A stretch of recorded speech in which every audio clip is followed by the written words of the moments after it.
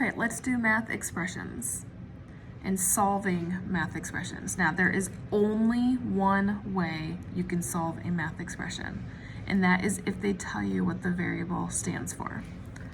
Because if I have x squared minus x plus 10, I can't solve that. I have no idea what x is, okay?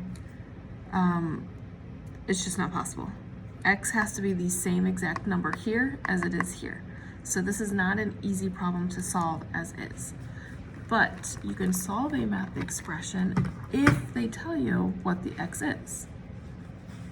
Because if they tell you what the x is, then all you have to do is take that number and insert it where you see the variable.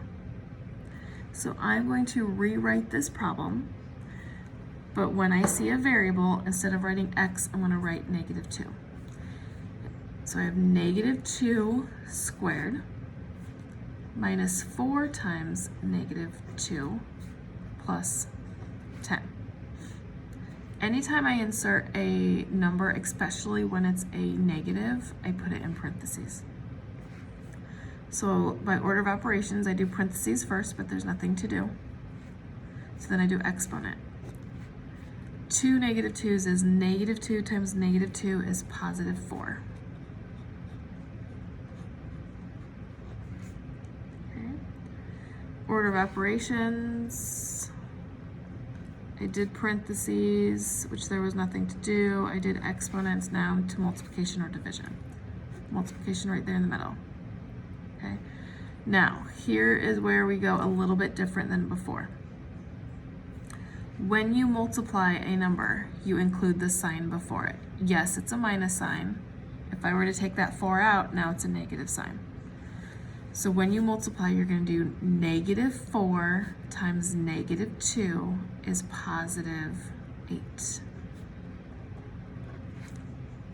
So you always include the sign before it. -4 times -2 is +8.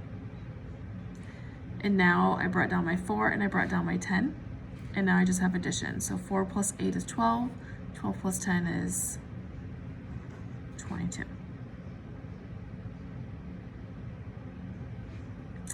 All right, this one has two variables. It has an x and a y, but they tell me what the x is and they tell me what the y is. Again, you can only solve math expressions if they tell you what the variable is.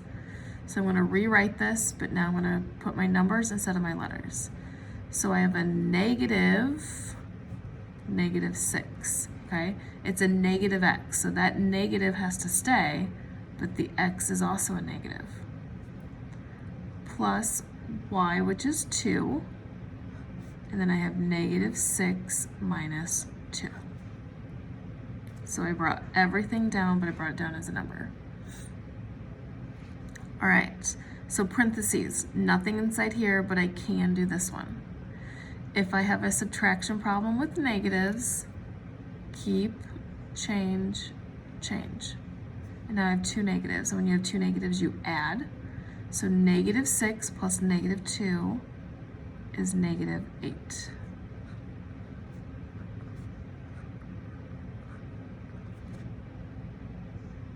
I don't have any exponents, but I do have multiplication or division here and here. So this right here, you might be like, well, how's that a multiplication problem? But if you have this sign touching parentheses, then put in your invisible 1. -1 times -6 is +6. +2 times -8 is -16. I'm down to an addition problem, but I have one of each. So I'm going to subtract. And when you subtract, you get -10.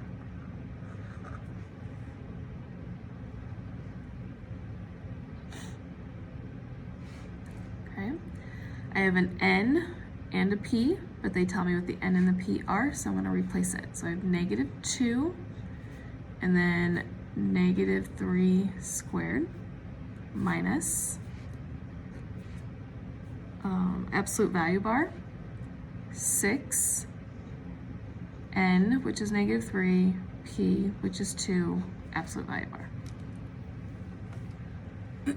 Okay, so absolute value bars would follow under the category of parentheses, so I have to do what's inside here.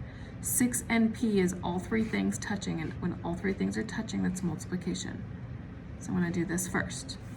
6 times -3 is -18.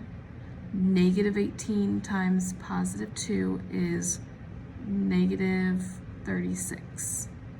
Still have my absolute value bars.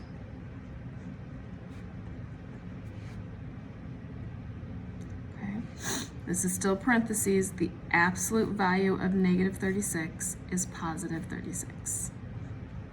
We learned that in chapter 1, absolute value. Okay. All right, next comes my exponents. -3 times -3 is +9. It has to stay in parentheses because it's connected to the -2. Now I'm down to multiplication and subtraction. So -2 times +9 is -18.